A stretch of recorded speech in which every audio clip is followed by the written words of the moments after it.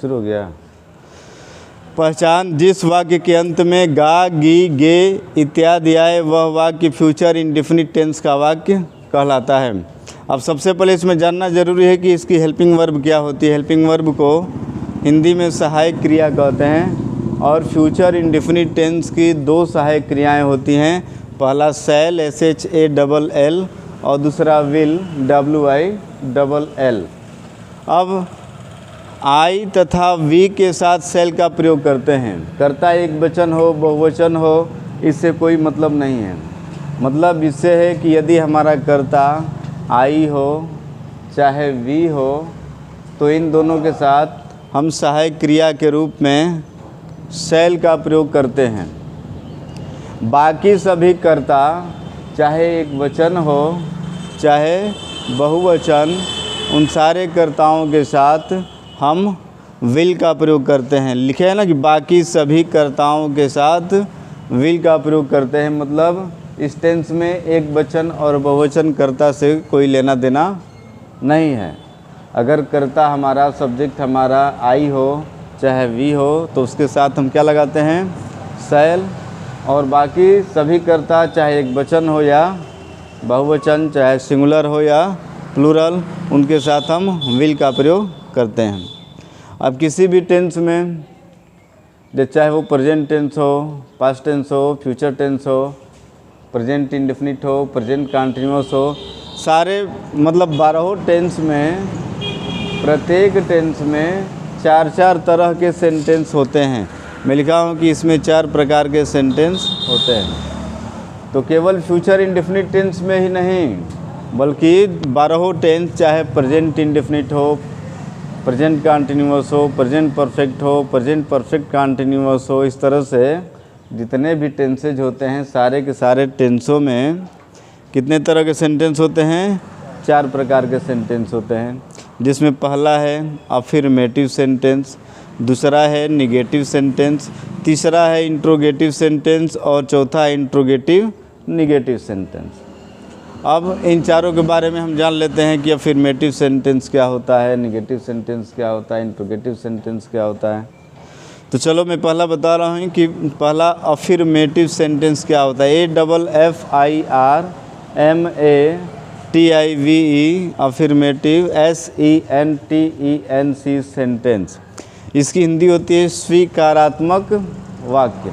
हम किसी भी प्रश्न का 2 तरीके से उत्तर देते हैं। एक उत्तर हमारा हाँ में होता है और दूसरा उत्तर हमारा ना में होता है। तो जो उत्तर हम हाँ में देते हैं वो होता है अफर्मेटिव सेंटेंस और जो उत्तर हम ना में देते हैं, नहीं में देते हैं, वो होता है निगेटिव सेंटेंस। जैसे अगर कोई पूछ देगा कि क्या आज तुम स्कूल जाओगे, तो इसका 2 ही उत्तर होगा। पहला कि हाँ आज मैं स्कूल जाऊंगा। तो हाँ शब्द जो हुआ, हाँ आज मैं स्कूल जाऊंगा, ये हुआ अफर्मेटिव। लेकिन अगर नहीं में उत्तर देंगे कि नहीं आज मैं स्कूल नहीं जाऊंगा, तो ये हुआ निगेटिव। क्या तुम हिंदी पढ़ोगे, अगर ये प्रश्न हो कि क्या तुम हिंदी पढ़ोगे, तो इसका उत्तर यदि हम ऐसे देते हैं कि हाँ मैं पढ़ूंगा, तो ये हुआ अफर्मेटिव। और यदि हम ऐसे देते हैं कि नहीं मैं नहीं पढ़ूंगा, तो ये हुआ निगेटिव। क्या तुम क्रिकेट खेलोगे, तो हाँ मैं क्रिकेट खेलूँगा, ये हुआ अफर्मेटिव। और नहीं मैं क्रिकेट नहीं खेलूँगा, ये हुआ निगेटिव। तो ये हुआ अफर्मेटिव और निगेटिव। निगेटिव सेंटेंस को हिंदी में नकारात्मक वाक्य कहते हैं और नकारात्मक वाक्य में नहीं शब्द लगा होता है। चलते हैं तीसरे इंट्रोगेटिव सेंटेंस पे। तो इंट्रोगेटिव सेंटेंस में वाक्य के अंत में प्रश्नवाचक चिन्ह, जैसे इस तरह से प्रश्नवाचक चिन्ह लगा होता है। तो जिस वाक्य के अंत में अगर इस तरह का प्रश्नवाचक चिन्ह लगा हो तो वह सेंटेंस क्या हो जाता है, इंट्रोगेटिव। और यदि इस चिन्ह के साथ मतलब वाक्य के अंत में ये चिन्ह भी हो और उस वाक्य में नहीं शब्द भी लगा हो, वाक्य के अंत में ऐसा चिन्ह भी हो और उस वाक्य में नहीं शब्द भी लगा हो, तो वो हो जाता है इंट्रोगेटिव निगेटिव। जैसे अभी मैं कहूँ कि क्या तुम पढ़ोगे, तो इसके आखिरी में लग जाएगा प्रश्नवाचक चिन्ह, तो ये हो गया इंट्रोगेटिव। लेकिन अगर मैं कहूँ कि क्या तुम नहीं पढ़ोगे, तो नहीं शब्द भी लग गया और प्रश्नवाचक चिन्ह भी लग गया, तो ये हो गया इंट्रोगेटिव निगेटिव। अगर मैं पूछूं कि तुम कब पढ़ोगे, तो वाक्य के अंत में प्रश्नवाचक चिन्ह लगेगा, तो ये हो गया इंट्रोगेटिव।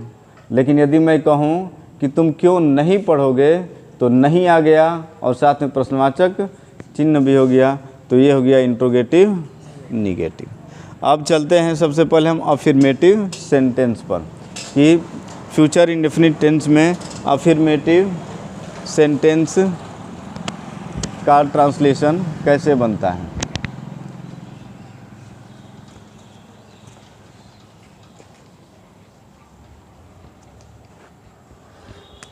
पहला है अफर्मेटिव सेंटेंस से FIRMATIVE अफर्मेटिव सेंटेंस। इसकी हिंदी क्या होती है? स्वीकारात्मक वाक्य। तो इसका फार्मूला क्या होता है? सब्जेक्ट प्लस हेल्पिंग वर्ब और प्लस V1 प्लस ऑब्जेक्ट और plus OW means other word. तो ये हुआ फार्मूला अफर्मेटिव सेंटेंस का। अब जैसे एग्जाम्पल, वह आज विद्यालय जाएगा। वह आज विद्यालय जाएगा। तो वाक्य के अंत में क्या है? गा है। और पहचान में मैं क्या बताया हूँ कि वाक्य के अंत में चाहे गा हो, चाहे गी हो, चाहे गे हो, वाक्य किस टेंस का हो जाएगा? Future indefinite. तो गा है, इसलिए वाक्य किस में है? Future indefinite. अब इसमें नहीं शब्द नहीं लगा है तो निगेटिव नहीं है। इसमें कहीं प्रश्नवाचक चिन्ह नहीं लगा है तो इंट्रोगेटिव नहीं है। तो क्या है? अफर्मेटिव है। अब अफर्मेटिव है तो इसका फार्मूला लिखे हैं, सब्जेक्ट, हेल्पिंग वर्ब और ऑब्जेक्ट और अदर वर्ड। तो सबसे पहले हम क्या लिखेंगे? सब्जेक्ट। सब्जेक्ट हमारा क्या है? वह का इंग्लिश क्या होता है? ही। इसके बाद हेल्पिंग वर्ब। तो हेल्पिंग वर्ब इसमें दो है, एक शैल है और एक, तो हम आई और वी के साथ तो बताएं कि शैल लगेगा। तो करता ना आई है ना वी है, तो यहाँ पे आंख बंद करके हम लिख देंगे विल। अगर यहाँ पे आई चाहे वी रहता तो क्या लिखते? शैल। लेकिन ना आई है ना वी है, ही है, इसलिए यहाँ पे विल हो गया। इसके बाद क्रिया का फर्स्ट फॉर्म क्रिया क्या है? जाएगा, मतलब जाना। तो इसका फर्स्ट फॉर्म क्या होता है? इसके बाद ऑब्जेक्ट तो इसमें नहीं है, कॉम्प्लीमेंट है, और विद्यालय स्थान है, तो स्थान के पहले क्या लगाते हैं? टू। तो टू स्कूल हो गया। अब क्या बचा? अदर वर्ड में आज, तो इस समय है, और समय को हमेशा शुरू में या लास्ट में लिखते हैं। तो हमारा ट्रांसलेशन हो गया कि he will go to school today. अगर हम इस तरह से मौखिक अगर ट्रांसलेशन करना चाहें, तो जैसे वह विद्यालय जाएगा तो he will go to school, वह बाज़ार जाएगा तो he will go to market, वह पढ़ेगा ही विल रीड, वह लिखेगा ही विल राइट, वह याद करेगा ही विल लर्न, वह खेलेगा ही विल प्ले, वह क्रिकेट खेलेगा ही विल प्ले क्रिकेट, वह फुटबॉल खेलेगा ही विल प्ले फुटबॉल, वह हॉकी खेलेगा ही विल प्ले हॉकी, वह कूदेगा ही विल जंप, वह स्नान करेगा ही विल बाथ, वह खाना बनाएगा ही विल कुक फूड, वह चाय बनाएगा ही विल प्रिपेयर टी, वह नाचेगा ही विल डांस, वह हंसेगा ही विल लाफ, वह रोएगा ही विल वीप। तो इस तरह से हम जितना चाहे उतना ट्रांसलेशन बना सकते हैं। अब चलते हैं दूसरा निगेटिव सेंटेंस पे। दूसरा क्या है? Negative sentence. और निगेटिव सेंटेंस की पहचान क्या होती है? कि इसमें नहीं शब्द हिंदी में लगा होता है, जिसका फार्मूला होता है सबसे पहले सब्जेक्ट, और सब्जेक्ट के बाद हेल्पिंग वर्ब, और इसके बाद नॉट, और नॉट के बाद V1 और V1 के बाद ऑब्जेक्ट और ऑब्जेक्ट के बाद अदर वर्ड।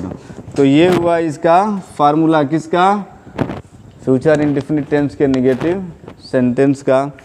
अब इसमें जैसे हम लिख रहे हैं वह क्रिकेट नहीं खेलेगा, वह क्रिकेट नहीं खेलेगा।